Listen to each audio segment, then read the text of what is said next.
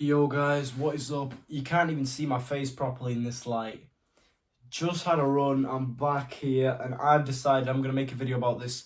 Essentially, what I'm going to be talking about today is life hacks for people that are just starting to work out. It doesn't matter if you're doing bodybuilding or you just want to get into shape. Today I'm going to mention a few life hacks and just how to start, how to prevent issues, like just tips that I wish that I did straight away from the start.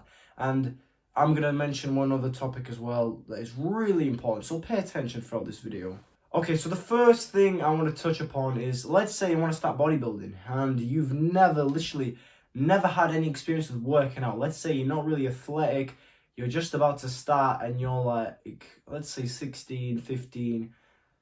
My advice would be, don't jump into weights straight away. This is just what, by the way, just saying, to speak for myself. I'm 16. I've been training for a while, throughout my whole life. I mean, I used to be in good shape at 12, 13, had a layoff, came back at 14, 15 I was in my best shape. Right now I'm injured, I'm only train legs and just run. Like right now I'm back from a run.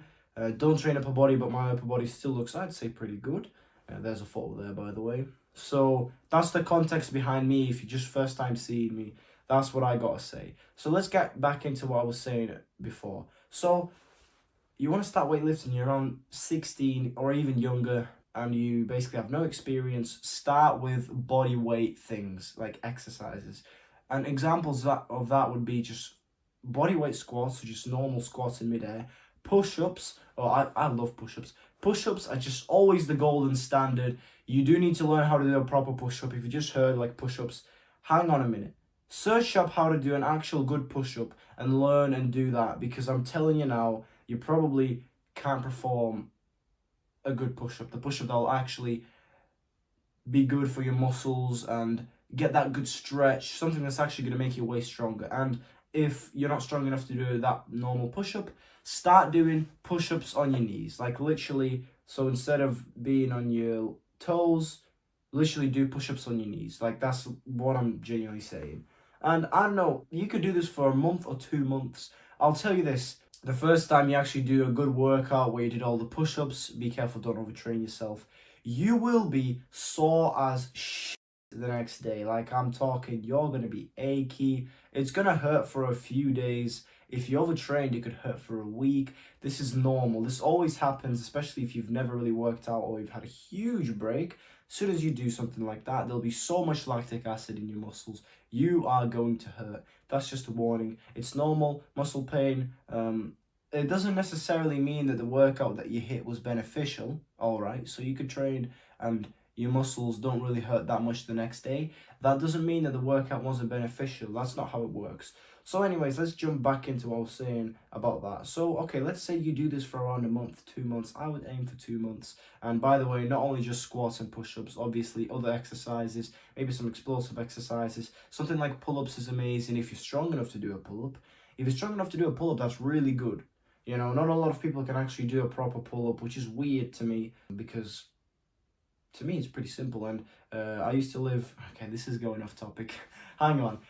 Not many people can do a pull-up, okay? If you can do pull-ups like 5, that's really impressive, okay? You should be proud of yourself and you really want to focus on that exercise because goddamn it is just really cool.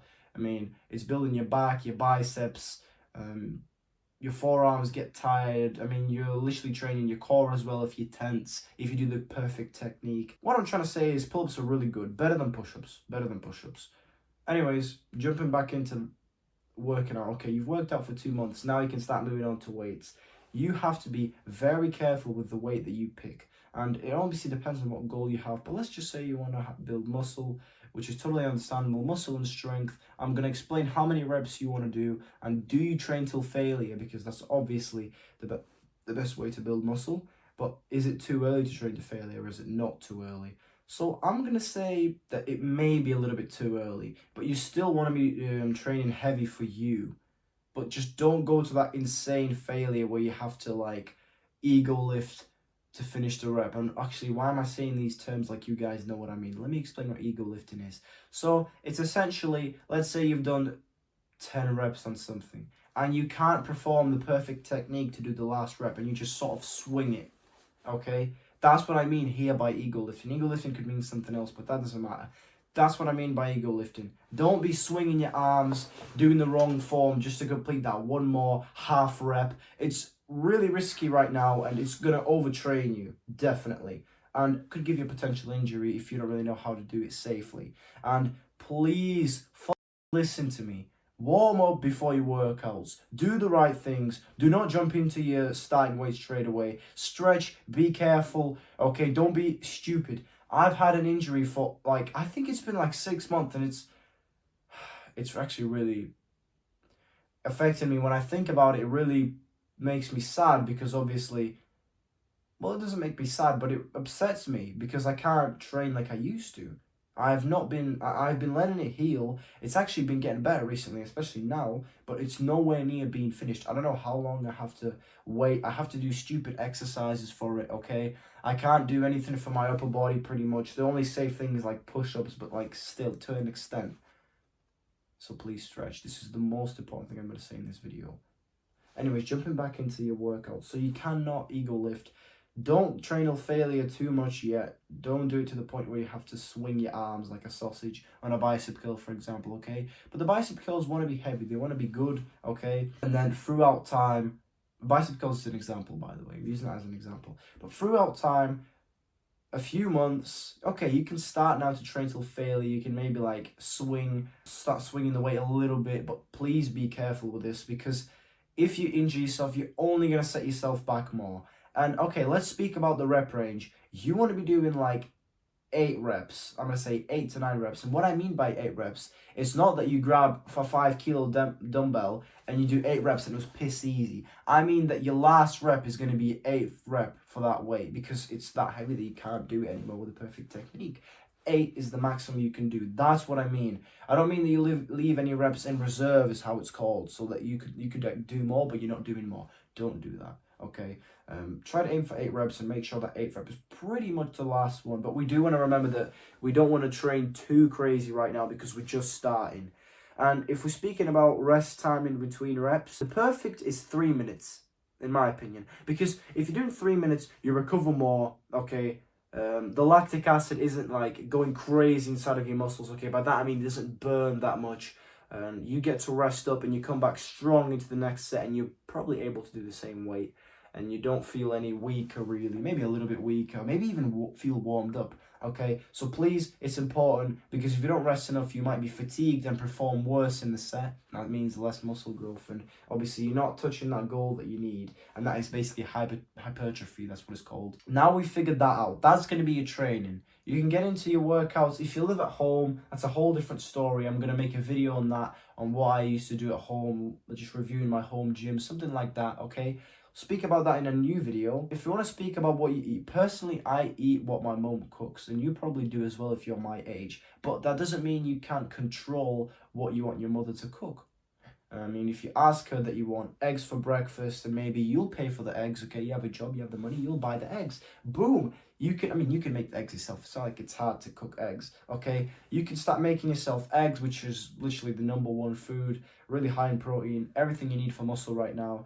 Start asking your mum to basically include more protein in your meals. That is going to be the most important thing for now. And then over time, you'll figure out more about the diet and what you want to change, and you will find the type of foods that perfectly suit you for your diet and what you want. But obviously you want to be eating the same amount of protein as your weight in pounds. So how much do I weigh? I just forgot how much I weigh. I think I weigh 170. Yeah, I think I'm 170, so I'd have to eat 170 grams of protein.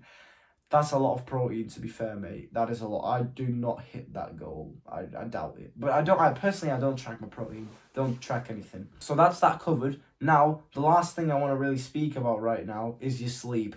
The tips for the sleep? Well, honestly, just tire yourself out to the point where you'll fall asleep around 10 to 11. And then, let's say you have to wake up at 7, boom, you've got yourself 8 hours of sleep at least. That's really good. Good for your cardiac rhythm. The melatonin levels aren't ruined. And you've rested enough, slept enough, your muscles grown, the progress has been made. Just careful with your sleep. I do understand that you have to have a life, and sometimes you do want to stay up, and that's totally understandable. Sometimes you can do that, of course. I mean, This isn't like a prison, you know. You decide what you want to do, but that doesn't mean that you have to be a pussy who goes to bed super late and ruins his progress, okay? Just because I said that, it's not an excuse, okay? So that's basically the basic that I've explained to you. I don't know if I've missed out on anything. I really need a balance. I'm doing my exams recently. Maybe you can relate if you live in the UK.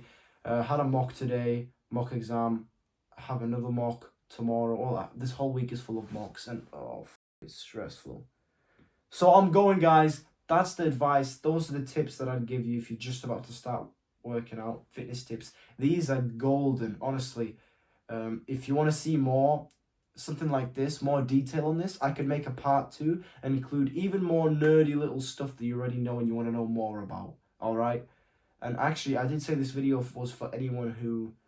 Oh, I just realized I said this video was for anyone who wants to get into shape, and I spoke about bodybuilding. Oops.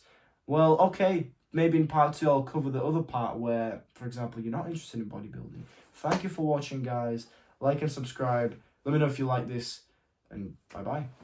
Thank you for watching that video. Smash that like button.